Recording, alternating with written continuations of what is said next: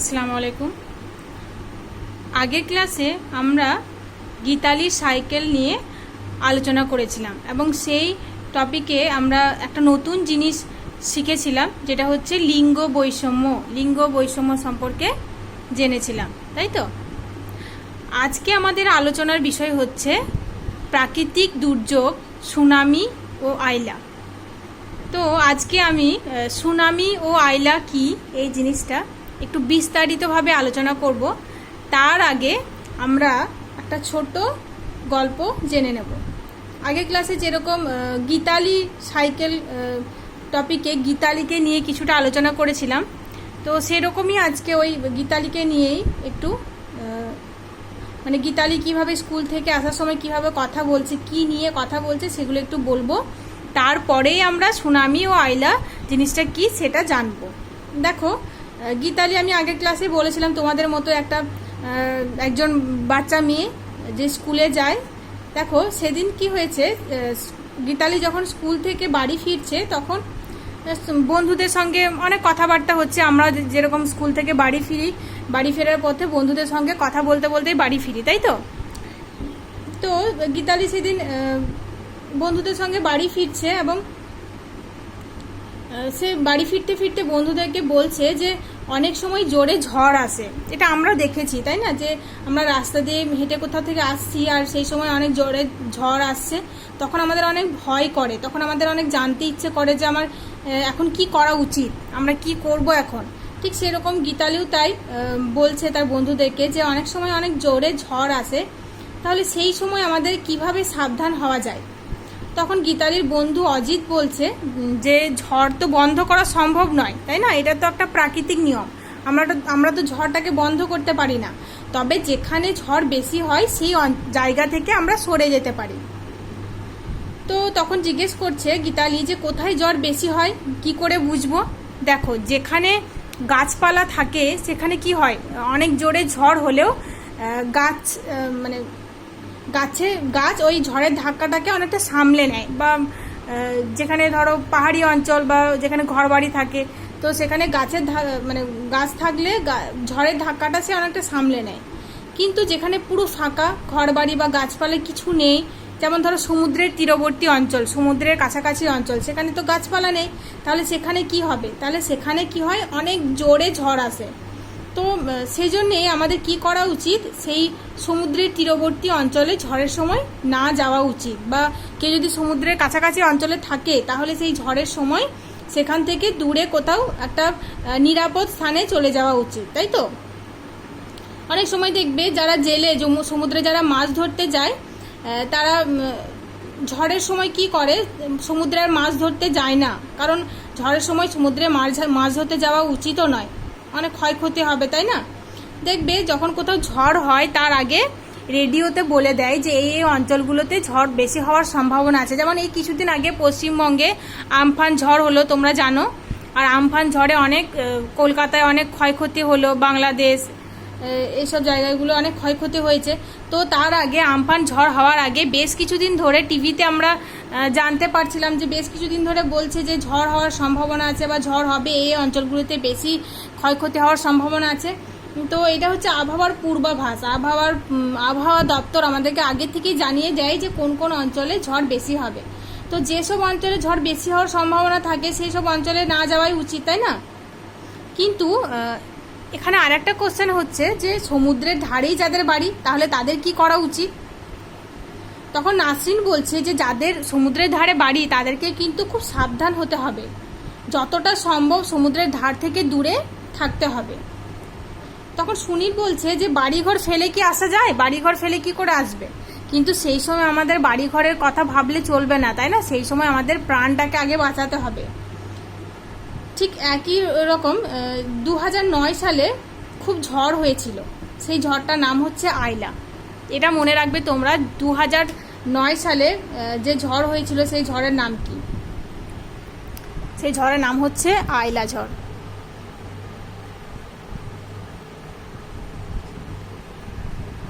তো নাসরিন বলছে যে এই 2009 সালে যে ঝড় হয়েছিল তখন তার যে মাসিমার বাড়ি ওই সমুদ্রের কাছাকাছি অঞ্চলে, তো তাদের খুব ক্ষয়ক্ষতি হয়েছিল, ঘর বাড়ি ভেঙে গিয়েছিল, কিন্তু তারা কিন্তু প্রাণে বেঁচে গিয়েছিল। তারপরে অনেক কষ্ট করে ছোট একটা বাড়ি করেছিলেন, একটা ছোট শক্তপোক্ত বাড়ি করেছিলেন, একটা শক্তপোক্ত ভিত দিয়ে বাড়ি করেছিলেন, যাতে পরবর্তীকালে ঝড় হয়ে আবার ওই বাড়ি ভেঙে যেতে না পারে। ছোট একতলা বাড়ি করেছিল। সমুদ্রের তীরবর্তী অঞ্চলে কিন্তু বড় বাড়ি করা সম্ভব মানে উচিত নয়, কারণ বড় বাড়ি করলে ঝড়ে তোড়ে ভেঙে যাওয়ার সম্ভাবনা বেশি। তাই ছোটোখাটো শক্ত ভিত দিয়ে বাড়ি তৈরি করা উচিত, তাই তো? বড় বাড়ি করলে ক্ষয়ক্ষতির সম্ভাবনা বেশি থাকে। তো যাই হোক, সেদিনে স্কুল যেতে যেতে এইসব কথা নিয়ে আলোচনা হলো। তারপরের দিন ক্লাসে তারা মানে গীতালি এবং তার বন্ধুরা মিলে এইসব নিয়ে আলোচনা করলো এবং তার স্যারকে বলল এই ঝড় নিয়ে। তো তখন স্যার খুব খুশি। স্যার বললেন যে তাহলে তোমরা ঝড় ব্যাপারটা বুঝতে পেরেছো। কিন্তু 2004 সালে আরও একটা দুর্ঘটনা ঘটেছিল, সেটা সম্পর্কে কি তোমরা জানো? যেটাকে বলা হয় সুনামি। মানে সেটা ছিল একটা সামুদ্রিক জলোচ্ছ্বাস, 2004 সালে হয়েছিল। এবং এই 2004 সালে ঘটা সামুদ্রিক জলোচ্ছ্বাসের ফলে মানুষের অনেক ক্ষয়ক্ষতি হয়েছিল, অনেক মানুষ মারা গিয়েছিল। তো অরূপ বলছে যে হ্যাঁ শুনেছি, সমুদ্রের জল অনেকটা উপরে উঠে গেছিল এবং অনেকে টিভিতেও দেখেছে এটা নিয়ে।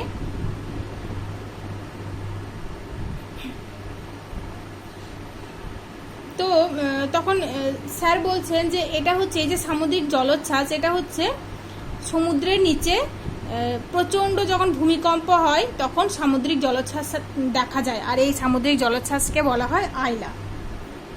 তবে এই আইলায় আমাদের রাজ্যে মানে পশ্চিমবঙ্গে সেরকম ক্ষয়ক্ষতি হয়নি 2004 সালে, কিন্তু দক্ষিণে মানে ভারতের দক্ষিণ দিকে তামিলনাড়ু রাজ্যে প্রচুর ক্ষয়ক্ষতি হয়েছিল। তামিলনাড়ু রাজ্যে কোথাও 3 মিটার পর্যন্ত জল উপরে উঠে গিয়েছিল, আবার কোথাও 12 মিটার পর্যন্ত জল উঠে গিয়েছিল। 3 মিটার বলতে একতলা বাড়ির সমান উঁচুতে জল উঠে গেছিল। তার মানে বুঝতে পারছো কতটা ভয়ঙ্কর ছিল। 12 মিটার বলতে 4 তলা বাড়ির সমান উঁচুতে জল উঠে গেছিলো। দেখো আমি এখানে অনেক ছবি এঁকে বোঝানোর চেষ্টা করেছি অনেকটা। যাই হোক, এই হচ্ছে তোমাদের পাঠ্য বইয়ে যেটা আছে গীতালিকে নিয়ে একটা গল্প। এবার আমি সুনামি ও আইলা সম্পর্কে একটু আলোচনা করব। দেখো, আমরা মনে হয় এই কথাগুলো অনেক শুনেছি, ঝড়, খরা, বন্যা, ভূমিকম্প, এগুলো সম্পর্কে আমরা হয়তো বেশি জানি না, তবে এই কথাগুলো আমরা শুনেছি। কোন কথাগুলো? এই যে ঝড়, বন্যা, ভূমিকম্প, খরা, তাই তো? এই কথাগুলো আমরা শুনেছি। তো এরকমই কিছু কিছু প্রাকৃতিক ঘটনা যে ঘটে, যেগুলো মানুষের জীবনে প্রচুর ক্ষয়ক্ষতি নিয়ে আসে, অনেক ক্ষয়ক্ষতি ঘটায়। তো এরকমই প্রাণনাশক যে ঘটনাগুলো, সেগুলোকে বলা হয় প্রাকৃতিক দুর্যোগ। এখানে দেখো আমি লিখেছি প্রাকৃতিক দুর্যোগ। এগুলো অনেক সময় মনুষ্য সৃষ্ট কারণেও হয়ে থাকে, আবার প্রাকৃতিকভাবেও হয়ে থাকে। তো এটা আমরা এইভাবে বলতে পারি যে প্রাকৃতিক এবং মনুষ্য সৃষ্ট কারণে যেসব ঘটনা ঘটে এবং যা মানুষের প্রচণ্ড ক্ষয়ক্ষতি করে, এমনকি প্রাণনাশও ঘটায়, সেই সব ঘটনাকেই বলা হয় প্রাকৃতিক দুর্যোগ। ঠিক আছে? দেখবে আমাদের রাজ্যে পশ্চিমবঙ্গে চৈত্র মাসে এবং বৈশাখ মাসে মাঝে মাঝে প্রবল ঝড় হয়, তাই তো? দুপুরের পর আকাশে কালো মেঘ জমতে থাকে, চারিদিক অন্ধকার হয়ে যায়, তারপরেই ঝড় শুরু হয়। বড় বড় গাছপালা ভেঙে যায়, তারপর কাঁচা বাড়ি উড়িয়ে নিয়ে চলে যায়, মানে মাটির বাড়ি, টিনের ছাউনি উড়িয়ে নিয়ে চলে যায়। তারপর বৃষ্টি শুরু হয়। তো বৈশাখ মাসে যে এই ঝড় হয়, এই ঝড়কে বলা হয় কালবৈশাখী। তাহলে কালবৈশাখী ঝড় কোন মাসে হয়? বৈশাখ মাসে। মনে রাখবে এটা। কালবৈশাখীও হচ্ছে একটা প্রাকৃতিক দুর্যোগ। তারপর খরা সম্পর্কে তো আমরা শুনেছি যে কোনো একটা অঞ্চলে দিনের পর দিন যখন বৃষ্টি হয় না, শুকিয়ে যায় নদী, গাছপালা, নদী, পুকুর, জলাশয় যখন শুকিয়ে কাঠ হয়ে যায়, অনেক মানুষের প্রাণহানিও ঘটে, মানে জলের অভাবে অনেক পশু পাখি মারা যায়, গাছপালা শুকিয়ে যায়, গাছপালা মারা যায়। তো এরকমই একটা কষ্টকর যে অবস্থা সেটাকে বলা হয় খরা।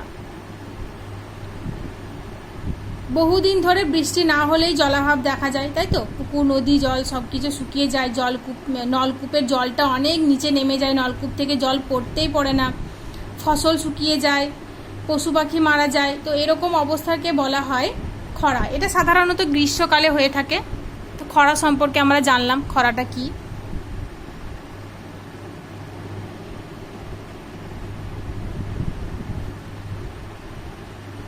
এরপর আমরা সুনামি সম্পর্কে একটু বলবো যে সুনামিটা কি। দেখো, সুনামি একটা জাপানি শব্দ, যেটাকে ভাঙলে সু এবং নামি দুটো কথা আসছে। সু এবং নামি, সু কথার অর্থ হচ্ছে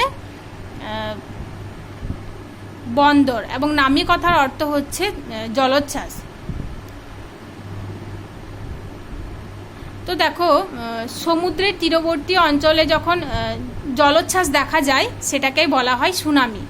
এবার আমরা জানবো যে এই সুনামি কিভাবে হয়। দেখো, সমুদ্রের নিচে যখন ভূমিকম্প হয়, তাৎক্ষণিকভাবে ভূমি যখন কেঁপে ওঠে, তখন সেই কম্পনের ফলে যখন সমুদ্রের জলটা উপকূল অঞ্চলে আছড়ে পড়ে, তখনই সুনামি হয়। দেখো, সমুদ্রের নিচে অনেক কারণেই ভূমিকম্প হয়ে থাকে। পাত চলাচলের ফলে হয়ে থাকে, এটা তোমরা যখন আরও বড় হবে সেটা জানবে। পাত চলাচলের ফলে হয়ে থাকে। আবার সমুদ্রের নিচে যখন সমুদ্রের নিচে যখন আগ্নেয়গিরির অগ্নুৎপাত হয় বা কোনো ফাটল বরাবর ম্যাগমা বেরিয়ে আসে, তার ফলেও ভূমি কেঁপে ওঠে। এবং এই সমুদ্রের নিচে ভূমি কেঁপে ওঠার ফলেই সমুদ্রের তীরবর্তী অঞ্চলে সমুদ্রের জলটা ফুলে ফেঁপে ওঠে, মানে সমুদ্রের জলটা আছড়ে পড়ে, তখন সেটাকে বলা হয় সুনামি। এবার আমরা জানবো যে সুনামির ফলে কি হয়। তো দেখো, যখন সুনামি হয় তখন কি হয়, সমুদ্রের জলটা উপকূল অঞ্চলে আছড়ে পড়ছে এবং অনেকটা ভূমিভাগের ভেতরে অনেকটা ভেতরে চলে যায়। এবং এর ফলে কি হয়, ঘরবাড়ি ধ্বংস হয়ে যায়, অনেক ঘরবাড়ি ভেঙে যায়, অনেক মানুষ মারা যায়, গাছপালা ভেঙে যায়, পশু পাখি মারা যায়, এরকম অনেক ক্ষয়ক্ষতি হয়, অনেক সম্পত্তি হানি হয়। তো এই হলো সুনামির ফলাফল। এবার আমরা জানবো যে সুনামি হলে আমাদের কি করা উচিত। দেখো, কোথাও যদি সুনামি হয় তো তাহলে আমাদের আগে সমুদ্রের তীরবর্তী অঞ্চলে যাওয়া উচিত নয়, সেখান থেকে নিরাপদ কোনো স্থানে, দূরবর্তী কোনো স্থানে যাওয়া দরকার। দেখো, আবহাওয়া দপ্তরের মাধ্যমে আমরা, যেমন আলিপুর আবহাওয়া দপ্তর আছে, তার দ্বারা আমরা জানতে পারি যে কোথায় বন্যা হবে, কোথায় ঝড় হবে। এটা বেশ কিছুদিন আগেই আমরা জানতে পেরে যাই, কিন্তু সুনামির কথা আমরা কিন্তু এত আগে জানতে পারি না, তাই না? সেই জন্যই সুনামিতে ক্ষয়ক্ষতির পরিমাণ একটু বেশি হয়। আমাদের সাবধানতা অবলম্বন করা সেরকমভাবে সম্ভব হয়ে ওঠে না, তবুও আমরা সাবধান হতে পারি। যেমন সমুদ্রের তীরবর্তী অঞ্চলে না যাওয়া, নিরাপদ কোনো অঞ্চলে থাকা, এগুলো আমরা করতে পারি। এখানে আর একটা জিনিস আমরা জানবো যে জাপানকে সুনামির দেশ বলা হয়। কাকে? জাপানকে সুনামির দেশ বলা হয়, এটা আমাদেরকে মনে রাখতে হবে। জাপানকে সুনামির দেশ বলা হয়।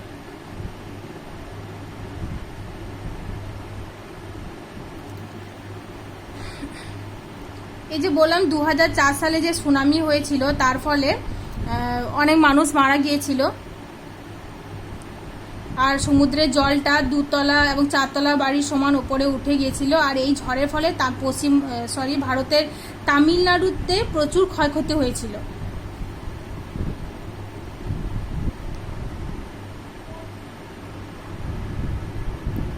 দেখো, সুনামি সম্পর্কে আমরা জানলাম। সুনামি কথার অর্থ আমি বললাম। সুনামি একটা জাপানি শব্দ, যেটাকে দেখো সু এবং নামি এই দুটো শব্দকে নিয়ে সুনামি কথাটি এসছে। সু কথার অর্থ হচ্ছে বন্দর এবং নামি কথার অর্থ হচ্ছে ঢেউ। তো যাই হোক, সমুদ্রের তীরবর্তী অঞ্চলে সামুদ্রিক বন্দরে যখন ঢেউ বা সামুদ্রিক জলোচ্ছ্বাসটা আছড়ে পড়ছে তখন সেটাকে সুনামি বলছে। সুনামি হলে কী কী হয়, ক্ষয়ক্ষতি হয়, সেগুলো বললাম। আর আমাদের সুনামি হলে কি করা উচিত সেটাও বললাম। এখন আমরা প্রাকৃতিক দুর্যোগ আইলা সম্পর্কে জানব। আইলা কি?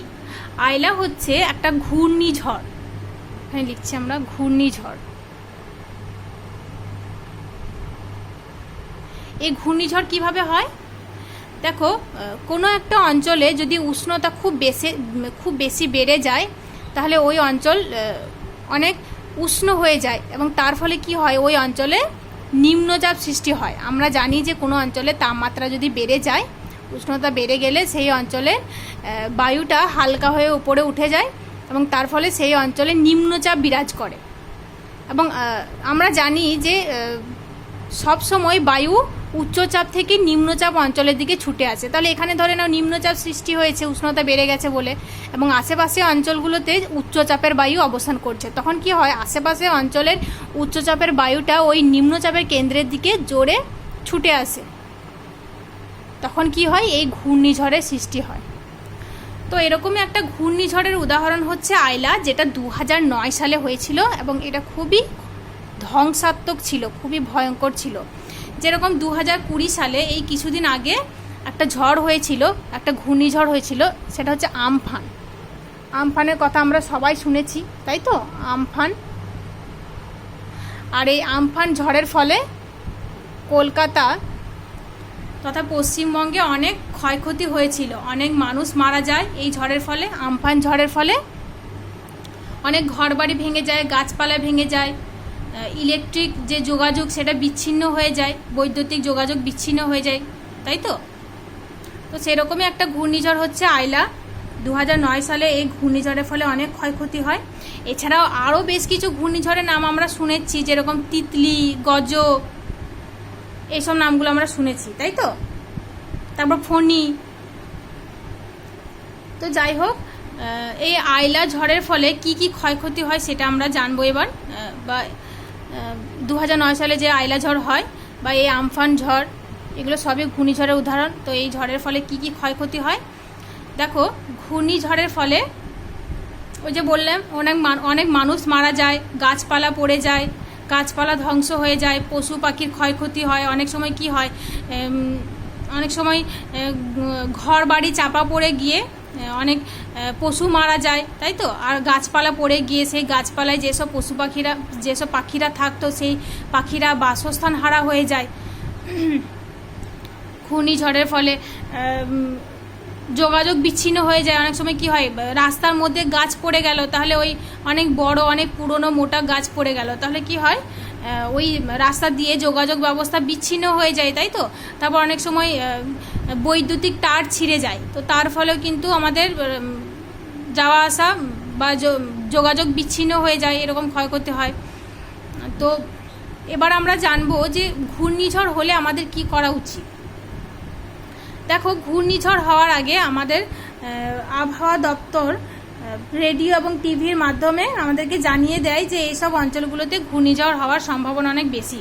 আর ঘূর্ণিঝড়ের প্রভাবটা বেশি লক্ষ্য করা যায় কোথায়, আমি বললাম ওই যে সমুদ্রের তীরবর্তী অঞ্চলে ঘূর্ণিঝড়ের প্রভাবটা বেশি লক্ষ্য করা যায়। তাহলে আমরা যখন আবহাওয়ার পূর্বাভাস আমরা পাবো, তখন আমাদেরকে কি করতে হবে, ওই সমুদ্রের তীরবর্তী অঞ্চলে যাওয়া একদমই উচিত নয়।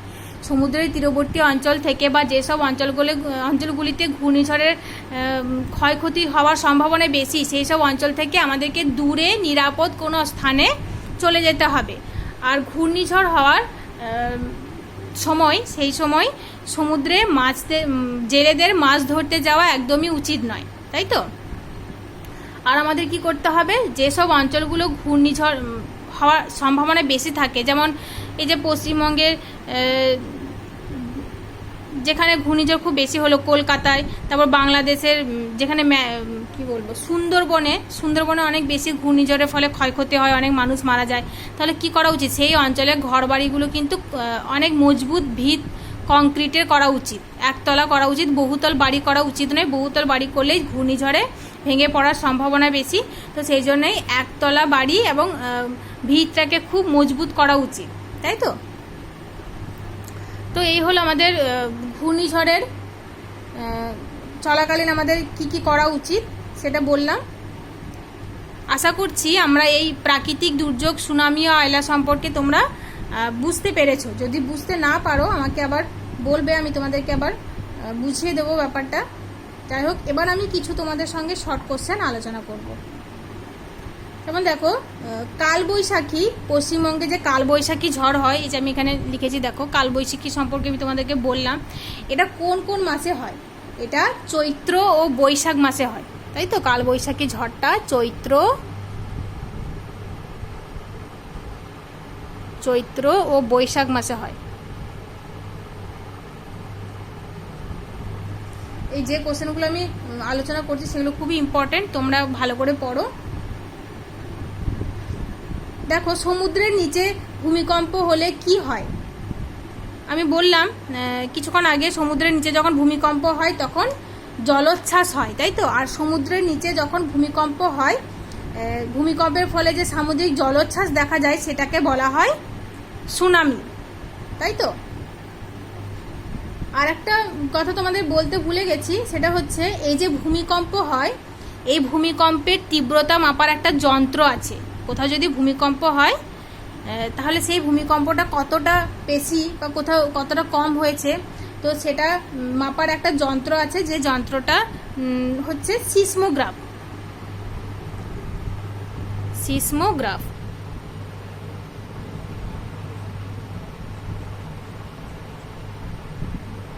এটা হচ্ছে সমুদ্রের ভূমিকম্পের তীব্রতা মাপার যন্ত্র। আর ভূমিকম্পের তীব্রতা মাপার যে স্কেল সেটাকে বলা হয় রিক্টার স্কেল। সিসমোগ্রাফ যন্ত্রের সাহায্যে মাপা হয়, আর স্কেলটা হচ্ছে রিক্টার স্কেল।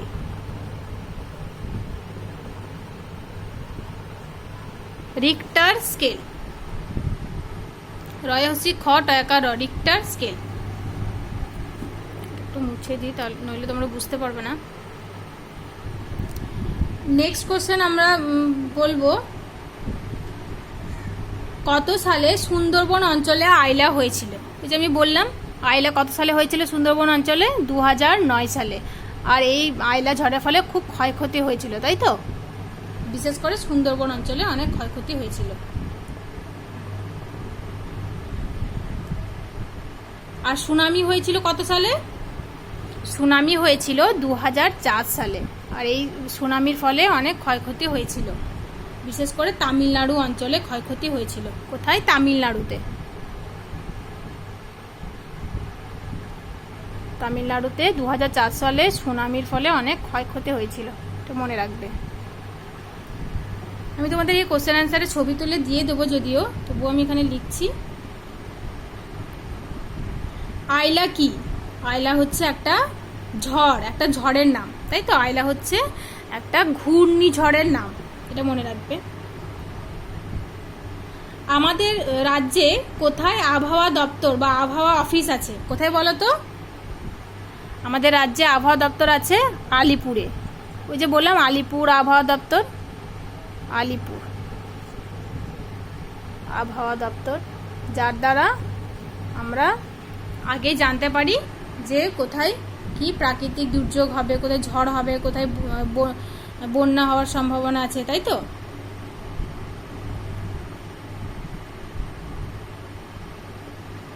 দেখো নেক্সট কোশ্চেন হচ্ছে, প্রাকৃতিক দুর্যোগ কাকে বলে? উদাহরণ দাও। এরকম তোমাদের কোশ্চেন হতে পারে, তো এটা ভালো করে পড়বে। দেখো, যেসব প্রাকৃতিক ঘটনা মানুষ, পশু পাখি, গাছপালার ক্ষতি করে এবং তাদের মৃত্যু ঘটায় তাকে প্রাকৃতিক দুর্যোগ বলে, যেমন বন্যা, খরা, ভূমিকম্প, ঝড়, আগ্নেয়গিরির অগ্ন্যুৎপাত প্রভৃতি। এবার দেখো পরের কোশ্চেন হচ্ছে, প্রাকৃতিক দুর্যোগ থেকে বাঁচার উপায় কি? দেখো প্রাকৃতিক দুর্যোগ বন্ধ করা যায় না। এই যে বন্যা হয়, ভূমিকম্প হয়, এগুলো তো আমরা বন্ধ করতে পারি না, তাই তো।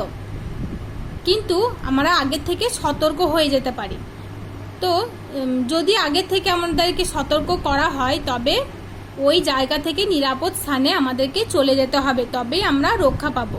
তো এইভাবে প্রাকৃতিক দুর্যোগ থেকে আমরা বাঁচতে পারবো। বাস এই কোশ্চেনগুলো আলোচনা করলাম। এই কোশ্চেনগুলো তোমরা ভালো করে পড়ো, এগুলো পড়লেই হবে। আশা করছি তোমরা সুনামি ও আইলা চ্যাপ্টারটা বুঝতে পেরেছো। না বুঝতে পারলে আমাকে ইনবক্সে আমার পার্সোনাল হোয়াটসঅ্যাপ নাম্বারে মেসেজ করবে বা ফোন করতে পারো, আমি তোমাদেরকে আবার বুঝিয়ে দেবো ভালো করে। আসসালামু আলাইকুম, ভালো থেকো।